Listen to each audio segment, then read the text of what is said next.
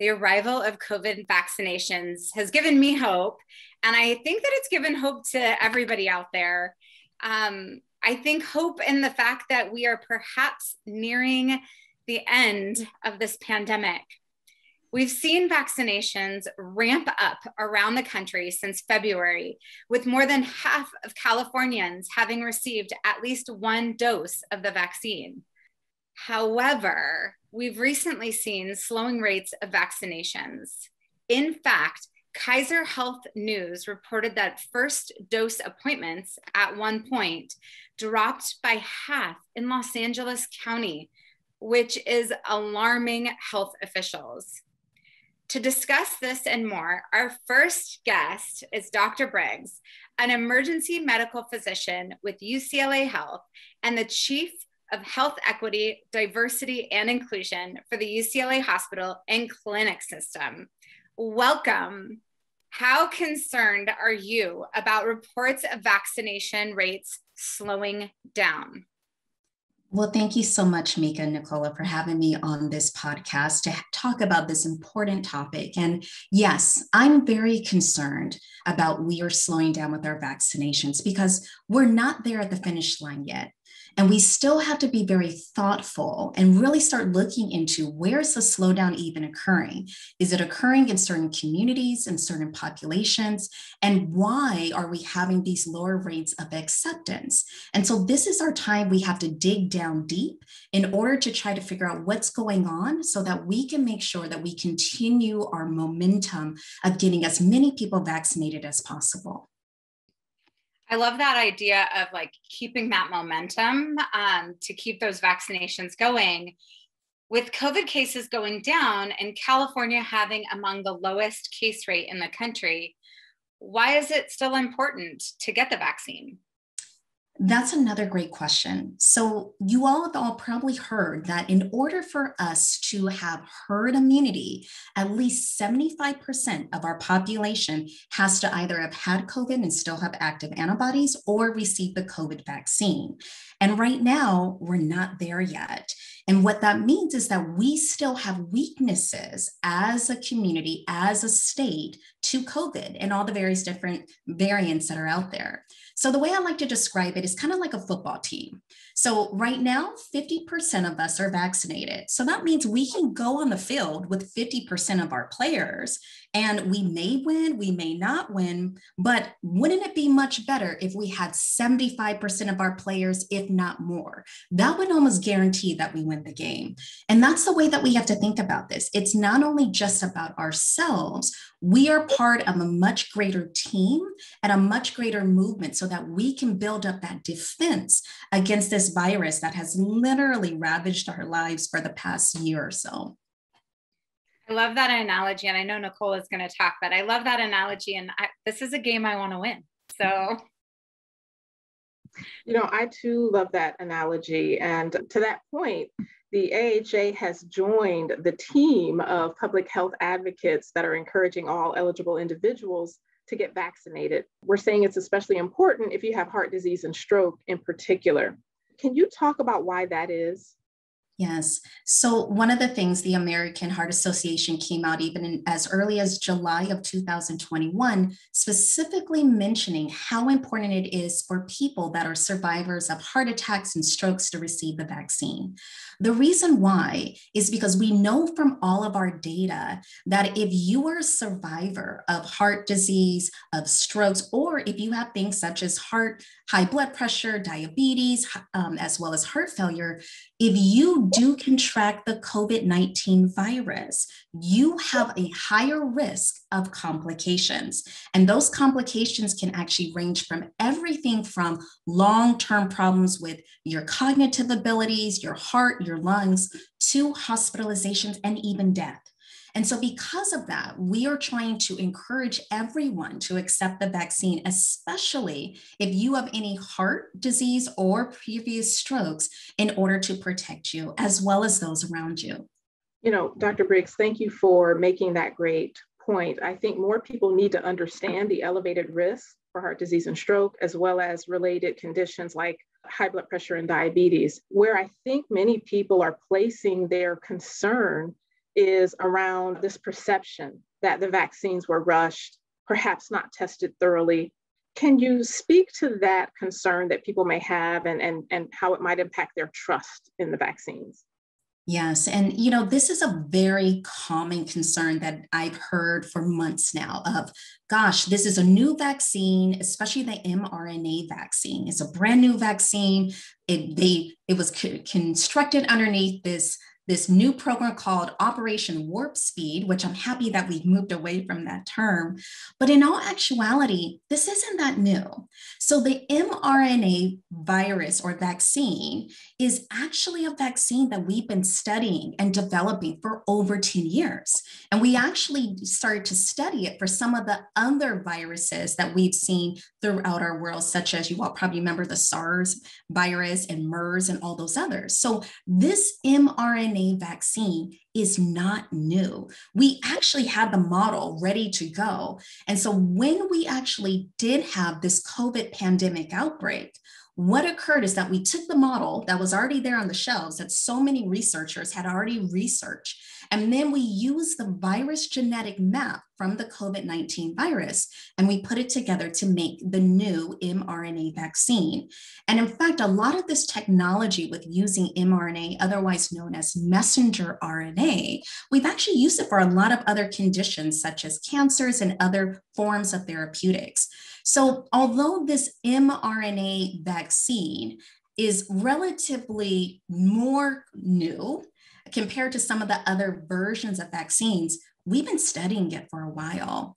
And the other concern was like, well, how do we do this so quickly? Again, very valid concerns. Like, how do we actually get this vaccine up and running when we've heard over and over that normally vaccines take years to develop? Well, this is how. The last time that we had a pandemic that was impacting the entire world was over 100 years ago. So when COVID-19 started to hit all of the various different continents and countries within our world, all of the researchers, all of the different people that put money into advancing science focus on COVID-19 vaccine development. So all of the different smart people that we have throughout the world start to say the number one public health issue that we're all facing is COVID-19, and we have to find a solution for it. So instead of researching all of these other things, we have this collective brain power to focus on this. And especially when it comes here in the United States, we didn't cut any corners, but what we did, we streamlined the processes. So all of the same steps were followed for these different versions of vaccines, the same way that we follow them for any medications, such as antibiotics or high blood pressure medications, or for any of the other vaccines that we normally develop, such as flu vaccines or the vaccines that we give to our children. So the corners were not cut, but what we did instead was streamline it, make sure all of our smarter scientists were focused on it so that we could actually get the vaccine developed, fully tested within hundreds of thousands of people. And now it's actually been used in millions and actually out to the people. So that's why it wasn't really done faster per se, but it was streamlined, but all the steps were taken. I know I'm greatly impacted by what you just shared. I'm sure Mika is as well. I've rarely heard it explained so well how the whole history of how we approach the treatment of infectious disease prepares us to accelerate in a response such as what we experience with COVID right now. Thank you so much for unpacking that for us in such a clear manner. I think another concern that can be unpacked a bit more is that there are side effects that people are concerned about and the perception of side effects from taking the vaccine. Can you walk us through what happens when people get the vaccine and why perhaps the worry is a little undue when it comes to side effects? So what all vaccines do, whether they are an mRNA vaccine, whether they're an adenovirus vaccine, or any other type of vaccine that we have, the purpose of a vaccine is to build your passive immunity. So what does that actually mean? So what the vaccines do is that vaccines trigger your immune response to prepare it in case you see that virus or that bacteria in your body. So it basically says, you know what, I'm going to just get you primed up, ready to go with antibodies, so that if you see the true enemy, that your body is going to be able to attack it so that it does not make you sick. So what all of our various different vaccines do is that they use a portion of the spike protein in different ways, whether it's the mRNA portion or whether it was some of our other types of vaccines that we have, and which when you receive that vaccine, the spike protein, if you all have seen the COVID virus, it has like these little kind of spikes on the outside of the virus. It was just taking the genetic material from that and then introducing that to our body so that our body recognizes the outside of that virus if we ever come in contact with it.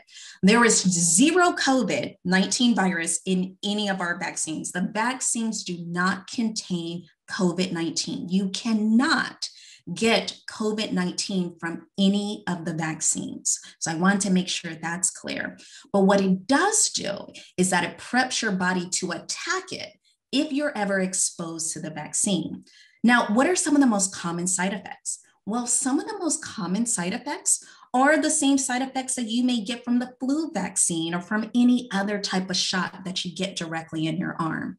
And the number one side effect that people tend to get is arm soreness, of course, because you're injecting just some liquid into your muscle. And it doesn't matter if it's a COVID-19 vaccine or just a pain medicine shot. Oftentimes you may get that arm soreness. Some people may actually have a bit of low-grade fevers. Some others have complained of just feeling more fatigued, headaches.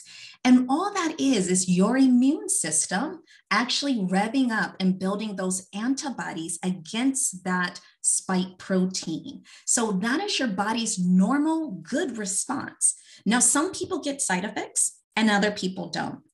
In fact, a lot of people don't have side effects. Now, I was one of the early adopters of vaccines. So I was actually the first person at UCLA Health to receive the vaccine. And yes, I had some arm soreness, a little bit of fatigue, a little headache. But the good thing about all of these different side effects is that they tend to go away if you have them anywhere within 24 to about 48 hours or so. And so that's the great thing about them. Even if you have some discomfort, they will go away. Now, as an emergency doctor, I've been serving on the front line since day one of the pandemic, and I have cared for countless patients that have had COVID, and I have seen the devastating effects of what the COVID-19 virus does to people, both in terms of their ability to breathe, their ability to function. And I promise you this, the side effects, the minor side effects that you may experience from the COVID-19 vaccine by far are nowhere close to the debilitating, horrible side effects of actually having COVID-19, which can actually lead to death. So when it comes to dealing with some mild side effects for about 24 hours or less, or maybe having no side effects versus not being able to breathe and potentially losing my life, I will choose the vaccine every single time. And I highly recommend others to do that also. Wow, that was really, really helpful and edifying. Thank you so much, Dr. Briggs, for breaking that down for us as well. So my next question for you is, according to reports, even in cities like Los Angeles, where the overall vaccine hesitancy is low, areas with a higher percent of people of color tend to have slightly higher hesitancy rates. So what's your message for people who just are not sure about getting the vaccine, kind of an overall take on it? Yeah, this is something that's very important for us to address. And I'll tell you, I tend to use the term vaccine acceptance. And that's what we at UCLA Health use as well. The reason why is because vaccine hesitancy, using even that word, words matter. And already with hesitancy versus acceptance, hesitancy is automatically like a negative connotation that somebody's like, no, I'm hesitant. And it almost puts it back on the person of saying it's their fault, they have a problem. And that's not the case. Because if we think about it, there has been a long history of racism in medicine within this country, in which there were several inappropriate, unethical experiments that were performed on people of color in the history of this country. So there's valid reasons to actually, have concerns and really want to have more appropriate information about taking the vaccine. And we still see a large amount of bias and discrimination to this day in healthcare. So the reason why I urge the use of vaccine acceptance is because I feel that it's up to us as healthcare professionals to provide that scientific evidence, to make sure to have those conversations with individuals and communities about the vaccine itself and about how safe the vaccine has been. And some of the different things that I say to a lot of communities of color and individuals of color is that, first of all, the vaccine was actually created by people of color. Truly. And the trials that were first developed made sure to include people of color in those trials. And the vaccine was proven to be highly safe and highly effective in people of color. And so the other thing about the vaccines themselves, at this point, there are multiple millions of people that have received these vaccines, not only here within our country, but throughout the entire world. And we've been watching for any significant signs of bad side effects or other horrible outcomes. And we have not had any of that, which is why the vaccines are still going on. And our vaccines right now are 97 to 100% effective in preventing death, as well as any hospitalizations or serious illness from the COVID-19 vaccine. So that's a big deal. And the other thing that I tend to like to tell people of color is that our communities, specifically low-income communities of color, have absolutely been devastated both in health measures, but also in socioeconomic measures by this virus. And we know that due to all of the various different social determinants of health, as well as structural racism and discrimination, this virus has completely ravaged our most vulnerable communities. But the vaccine is actually here now in order to help to stop all of this destruction and all of the negative side effects that it has caused. And that's why it is our specific time to protect ourselves, to protect our families, and to protect our communities so that we can get back to that new normal where we can finally be with our family members and finally be able to get together and go to schools regularly and go to various different sports activities and take part in culture again. And so it's time for us to get back to our way of life and supporting our communities the way we should.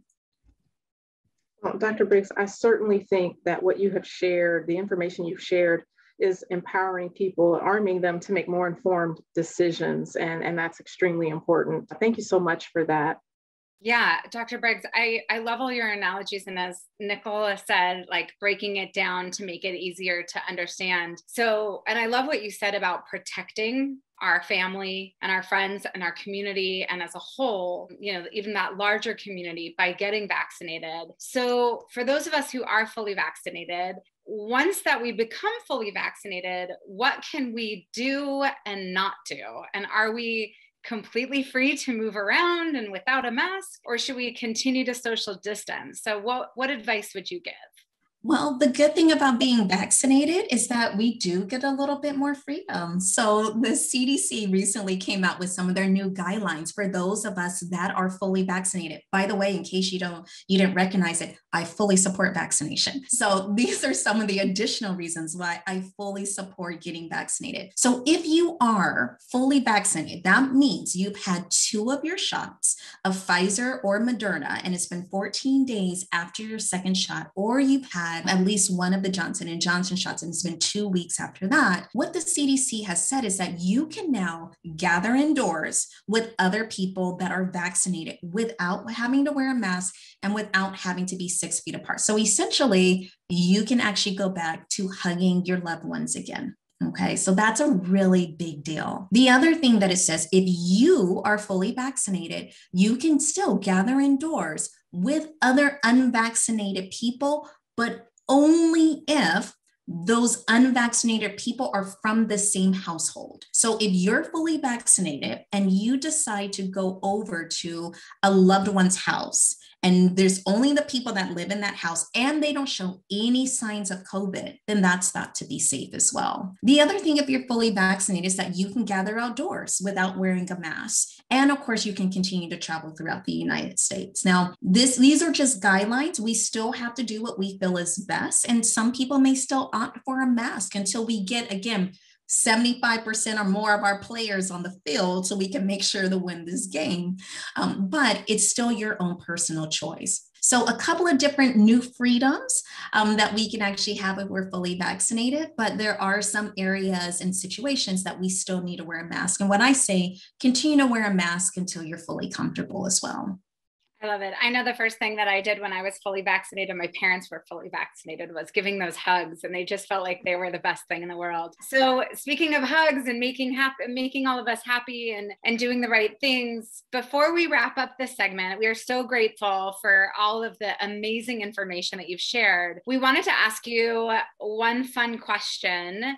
What makes your heart happy? Wow, that is a great question. What makes my heart happy is, number one, to see how we have all come together. And even though we've gone through so much over the past year, there's definitely a silver lining and a positive light out of all of this. And I honestly feel that sometimes we go through significant challenges, and we ourselves have seen significant health injustices and social injustices over the past year. But I am very optimistic this is going to make us a stronger community and a stronger nation. And what makes my heart warm was Mother's Day. And Mika, this is going right back to what you said. It was the first time that all of the mothers and all the families were able to get together because we were all vaccinated. And so that actually was one of the highlights of my time in a very long time. So a couple of things that warm my heart and make me happy. I love that. I love it, especially after Mother's Day. Well, thank you, Dr. Briggs, so much for joining us today.